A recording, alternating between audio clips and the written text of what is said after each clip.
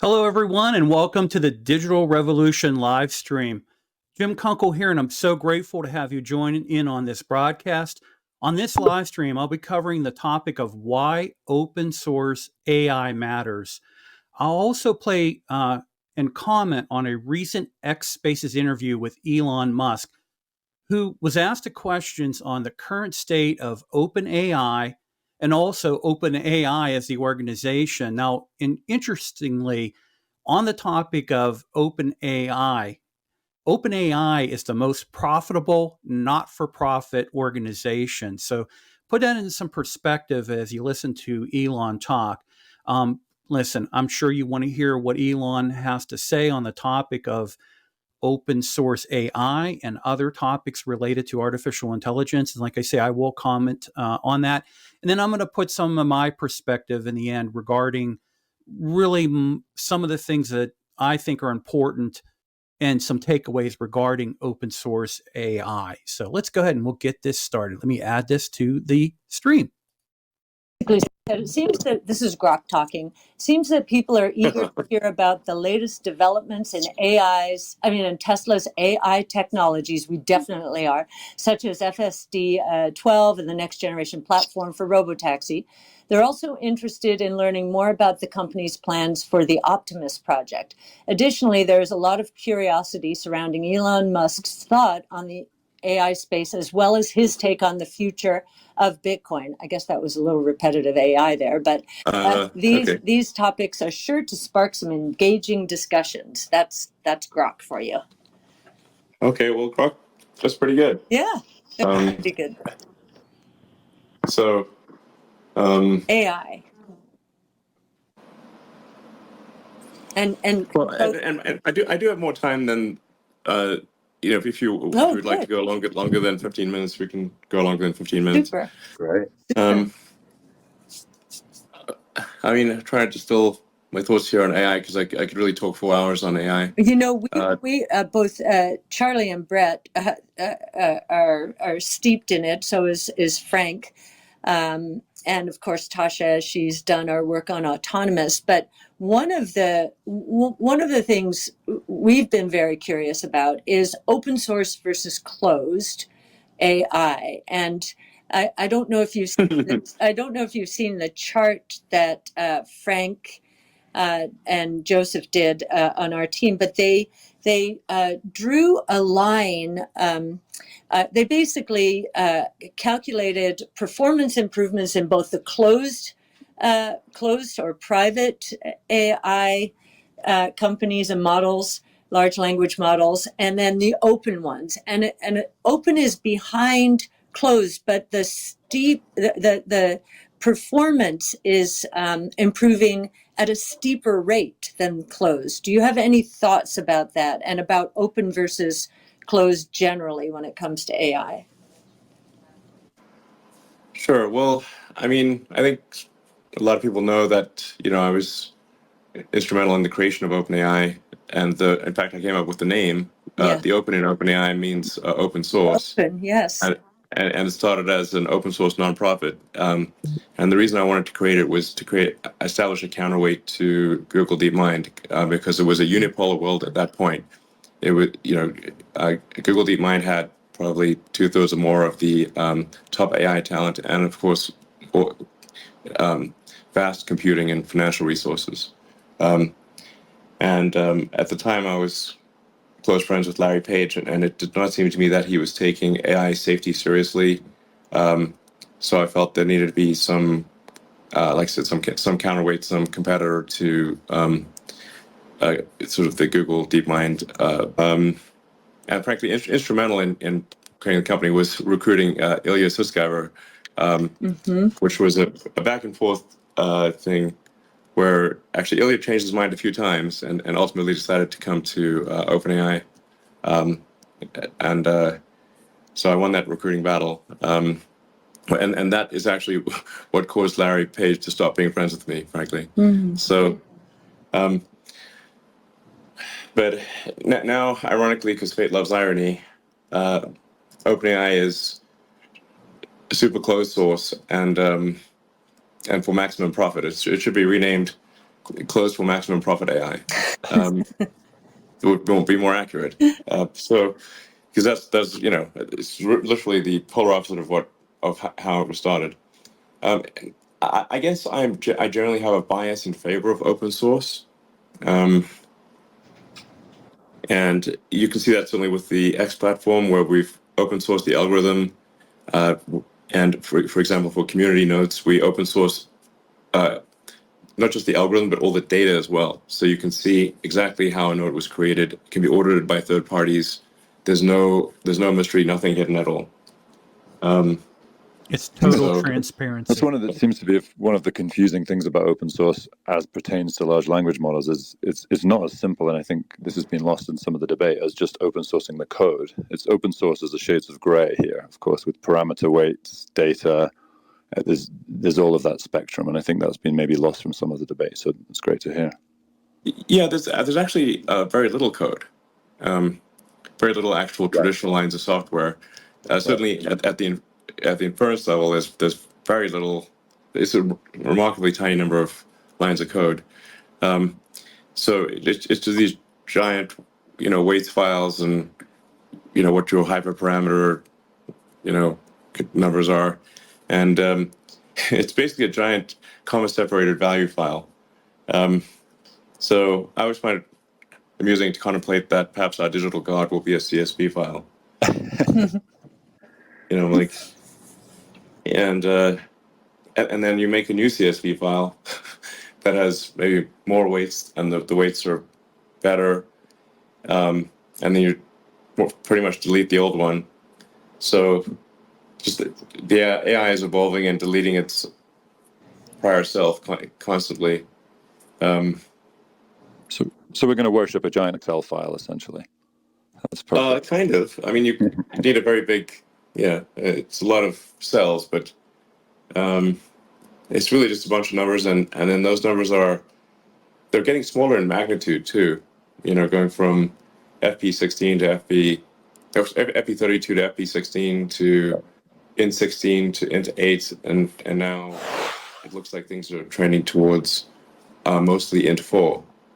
So they're not particularly large numbers. And back to I'm not sure if I'm probably not answering the question, but I mean, I think it's true that closed source is not that far in like from a time standpoint, not that far ahead of open source. But let's say, and if you assume open source is you have everything in 6 months, because of the immense rate of improvement of AI, that 6 months is actually a massive amount of time. Or at least the delta in an exponentially improving situation, 6 months will, I think, feel like an eternity. So I think closed will outperform open by a meaningful amount at any given point in time. And given yeah. I was just going to say, given the questions we were talking about before about truth and not truth, and do you think in 10 years' time AI will have been a net truth improver or detractor from where we are today? Well, I think it'll be speaking for at least for Grok, I think it will be a significant truth improver. That is literally our goal: is to be maximum truth seeking, maximally curious, minimizing the error between perceived reality and described reality and actual reality, and always acknowledging the error, not being too confident about it. So I think there will be a competition for truth, and people will tend towards the one that they think is most accurate. So, and if there's at least one AI that is aiming for maximum accuracy, I think it pushes all of the AIs to aim for maximum accuracy. Just as with the X platform, FK Twitter, as soon as X pushes for maximum truth and accuracy, it sort of forces the hand of others. The others now also have to do that. Right. The truth arms race among the CSVs, and is one of our theses, I think, with ARC is that Tesla is one of the most undervalued AI companies there is because of the insane amount of data you've got on all, to feed into autonomous. I don't know if there's any commentary on that, because I think, obviously with the rise of these LLM companies, which are by and large working off essentially available data that is not proprietary, the benefits coming to the companies like Tesla that understand how to use the AI benefits, but do have these enormous proprietary data pools, seems like that's going to be the next frontier. Yeah. I think that's an accurate description. Tesla is one of the leading AI companies in the world, and with respect to real-world AI, it is obviously by far and away the leader. So, the word large language model, with phrase large language model, LLM, is massively overused. But what I do see happening is somewhat of a convergence towards intelligence. It's just, Tesla, like really to make full self driving work, you kind of need baby AGI in the car, because you need to understand reality, and reality is messy and complicated. And just as a side effect, the car AI has to be able to read, for example. It has to be able to read arbitrary science as just a little side effect of understanding reality in every language. I'm going to go ahead and stop it there. Basically, what Elon has covered is he covered about how, in the original idea, was that you had private entities that were chasing after artificial intelligence. They were rapidly developing things. There was no transparency. There was no real good understanding by the market, this new emerging marketplace in artificial intelligence, to fully understand exactly what was being developed, what were some of the safeguards, and then also too, when he talks about the data sets, Tesla, in comparison to other companies and data that are these learning modules in a way for artificial intelligence to learn from. They're learning from these large pools of data, and the data is all this content, all this information that's out there on the internet and by other providers. And Tesla has a lot of very precise type of data that makes it a great data set for these AIs to really learn from. And so that's what he's trying to say, is that by having open source, you can fully understand exactly how everything's being made, what data sets, what's in the data sets, and then you can start looking for things. I've talked on other broadcasts about biases that can be built into the data. So there's a lot of things that can go into the data that can cause concern, and it could be anything from ethical concern, it could be societal concern, it could be, accuracy for, truth and knowledge and things like that. So all this is built into it or baked into these data sets. But what I'd like to do now is kind of recenter the broadcast you heard, and that was a X, formerly Twitter, Spaces broadcast, and they were asking Elon a bunch of different questions. He does these routinely, and they decided to kind of pivot and talk about open source AI. So what I want to do is kind of go over some important things and takeaways. Now, open source AI is a term that refers to artificial intelligence technologies that are publicly available to anyone to use, to modify, and distribute under various open source licenses. Open source AI includes data sets, pre-built algorithms, and ready-to-use interfaces that can help you get started with an AI app development. So a lot of the apps that you're seeing now that have AI built into them, they're coming from these things that are pre-built and also that are open source. They're available out there for you to take and utilize them to be able to build your own AI application. Last week, I talked about how where AI, when you're looking at these companion devices, you're not going to really need the mobile phone you're currently using, the smartphone you're currently using. is a dinosaur. It's going to go away. You're going to have these AI companion devices, and they're not going to really need per se apps, but you're going to be able to ask it, task it, whatever you need, make a call, text, everything you'll be able to do through your digital assistant. It'll be just like having your own, personal assistants, let's say that, to be able to do things for you. And you'll be able to pull from all types of information, data, resources, whatever is available out there, you'll be able to do, and you don't have to worry about downloading and updating and operating systems and all these other things. And that's the other aspect too. You're going to see a lot of the operating systems, that we're familiar with for the last 40 plus years. Those start to fade away as AI kind of takes over and becomes its own type of operating system. But some of the benefits of open source AI are that it encourages open collaboration and feedback loops that can really foster innovation and, importantly, transparency in the artificial intelligence field. This is super important to everyone. It really is super important because innovation really pushes us forward. It really kind of looks at the best benefit for all of mankind.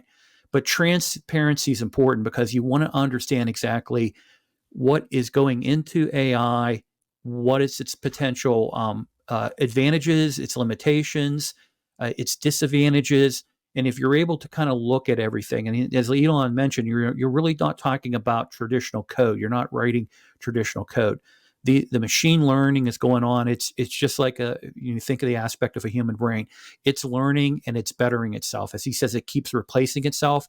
That's what it's doing. It's basically generationally, as we advance as mankind, we have all these generations and one's better than the other. We advance, we get more intelligent. These things are rapidly evolving and, they're replacing themselves. That's the best way to look at it.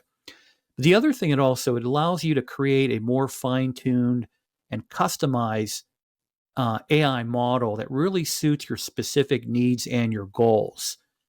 And then it helps you learn from experienced AI developers and join software development communities. And I use the word software, but basically you're going to look at these software development communities. They're going to become these artificial intelligence development communities that share your interests and passions.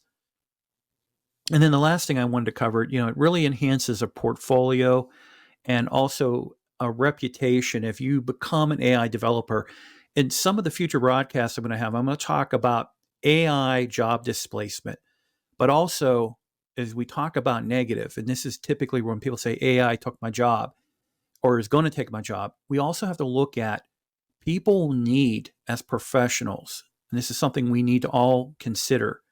If you're working a basic type of job and you think about it, can AI do what I do? I'm a bookkeeper, I do journal entries and things like that.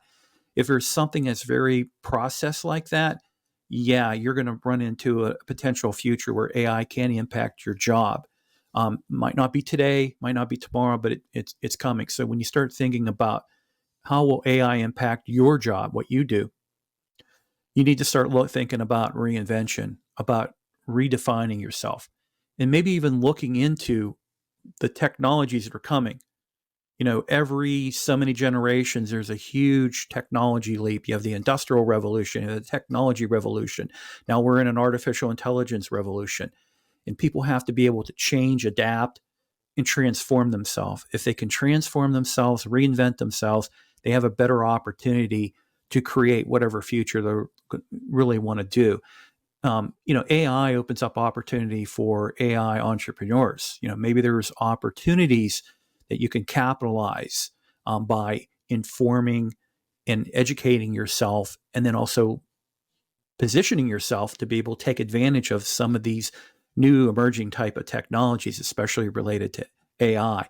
But, AI developers are really going to have a lot of opportunities in the future. The other thing, it gives them a lot of opportunity when it comes to networking and growth so that they can branch out themselves. They can look at these new emerging markets that will come from the technology. And we've seen it. If you think about the .com days before, I was born at a time there were no websites. And today is so radically different today because of technology, websites, all these different things. And you have internet communities, you have internet businesses, you have whole economies globally that are based on internet technologies. So when you think about it, these innovations, these advancements really do bring opportunity. As much as you might think they destroy things, they also to recreate or take existing structures of economic or social or education, whatever it might be, the tradition at the time, the traditional type of way we do things, and it changes it. But it's inevitable. That's how life is. It always moves forward. Now, some of the most popular open source AI projects and tools that I recommend that you check out, and there's more. These are some of the ones I recommend that you check out. First, you should look into OpenAI. And I had mentioned earlier, they are a research organization. They're a not-for-profit, and their original intent, and still today, they list this as their mission. They aim to create safe and beneficial artificial general intelligence. That's AGI. Elon in that interview was talking about AGI. That's important for Tesla, for those vehicles to be able to read and understand signs and things like that. So artificial general intelligence is very important when it comes to the future of AI. And they will look at it as a benefit for all of humanity. Now, they offer a variety of products such as, and you've heard this, GPT. So you have GPT, current iteration is 4, and most of us really got exposure with GPT-3. DALL-E, which is DALL-E, DALL-E.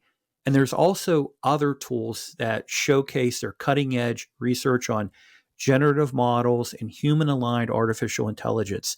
So when you think of stuff like DALL-E and ChatGPT, you can ask ChatGPT to give you, you're asking a question and it will go search from the data that it's learned from, and it will pull together an answer for you.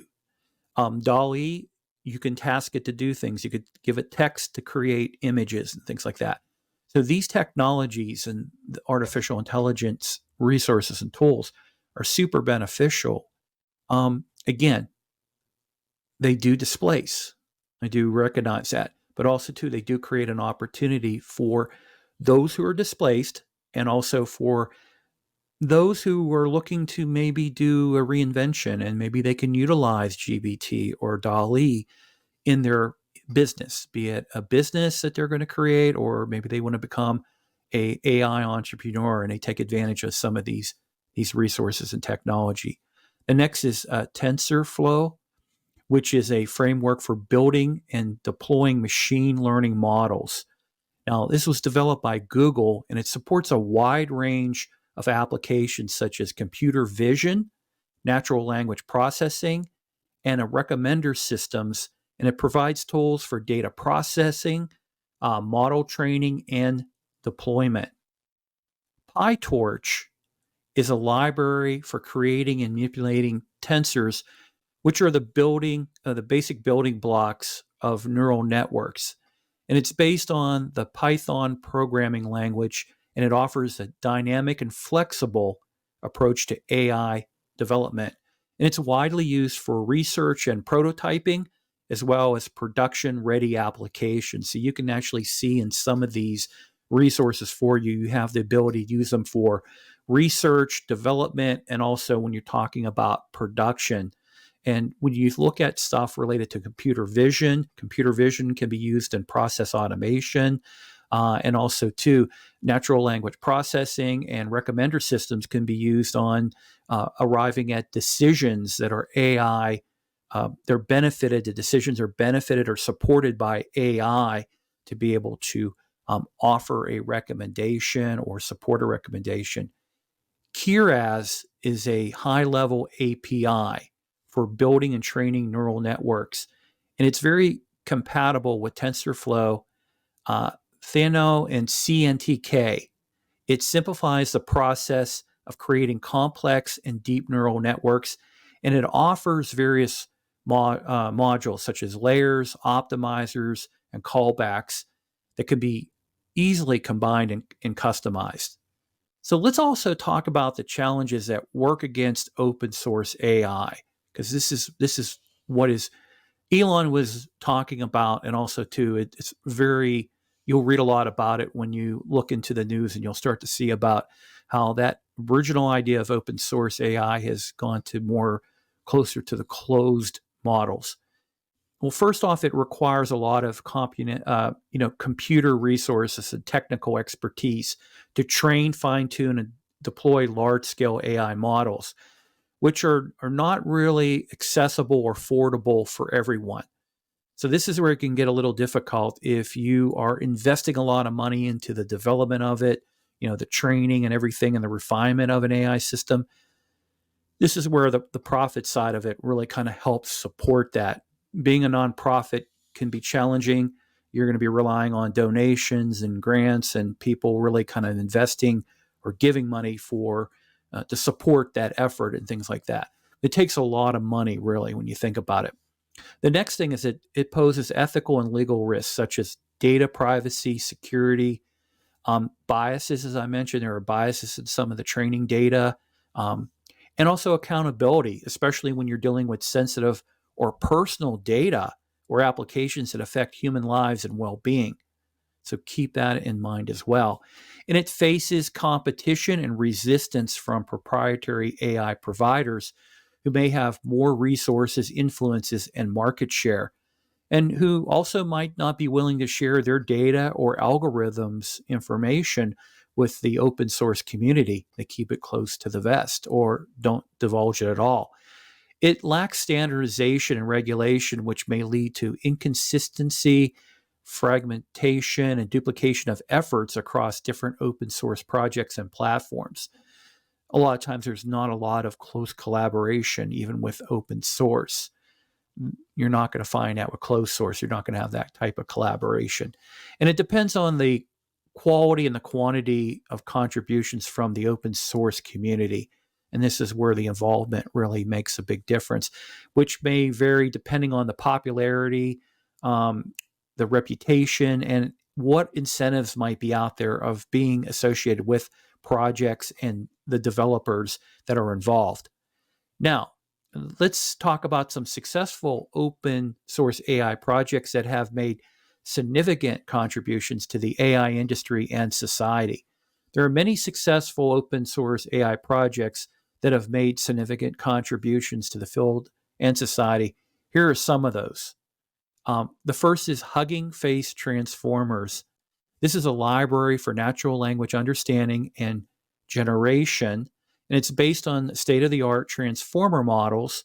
It offers easy-to-use APIs for various natural language tasks such as text classification, summarization, translation, and questioning and answering. So the APIs this is what people will use, the app developers will use to be able to incorporate this into their app that they're looking to offer to the public through the different app stores. Stable diffusion. I know that a lot of people have heard stable diffusion, as a year and a half, 2 years ago or so, when we got into the whole thing about AI art, and stable diffusion was mentioned a lot at that time. Now, this is a project that implements a novel generative model for creating realistic and diverse images based on diffusion process. It can generate high quality images of faces, animals, landscapes, and more with minimal computer resources. And then the last one I wanted to cover, which is Deep Face Lab. This is a tool for creating realistic face swaps and also to manipulations using deep learning techniques.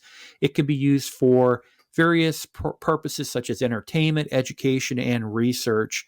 And what this would be, if you ever seen, there's a video where you have different ancient historic personalities, and they have AI generated voices, or they might have some voice over, and then you can see them moving and acting. So you can think of it, Albert Einstein alive today and being able to communicate to students or communicate to whoever might be watching it. Same thing with entertainment. We've seen some of the more recent movies where they will utilize this type of technology to go over an actor wearing kind of, I don't want to call it a green screen, but they will wear some type of a face mask.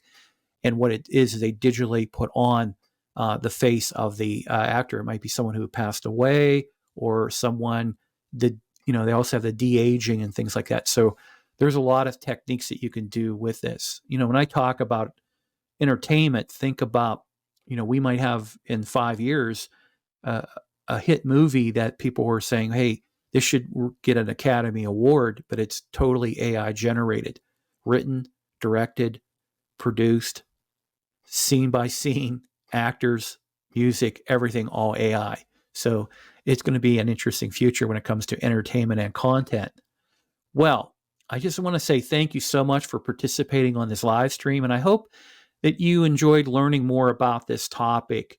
And if you do have any recommendations on topics I should cover live, please feel free to email me at jim@jimkunkel.com. On the platforms, we're broadcasting right now on LinkedIn, X, and also we're on the Digital Revolution YouTube channel. Feel free to comment there as well. And I greatly appreciate any recommendations. And also, let me know how things are going, if you like this type of a broadcast, if you're getting value out of it too. Now, let me properly close out this live stream. Join me next time as I continue our exploration of digital transformation and do a deeper dive into topics such as cybersecurity, innovations in digital technologies, process automation, artificial intelligence, powered business transformation, and industry-specific digital adoption strategies. And I just want to say also, too, don't forget to subscribe to the Digital Revolution with Jim Kunkel podcast. It's available on providers like Apple Podcasts, Spotify, also YouTube Music, which is Google Podcasts is transitioning over to YouTube Music, iHeartRadio, Amazon Music, and many other podcast platforms. Also, please check out the Digital Revolution channel on YouTube to stay updated on the latest videos and innovative shorts. And also, too, I appreciate your support of the revolution and look forward to bringing you more exciting content.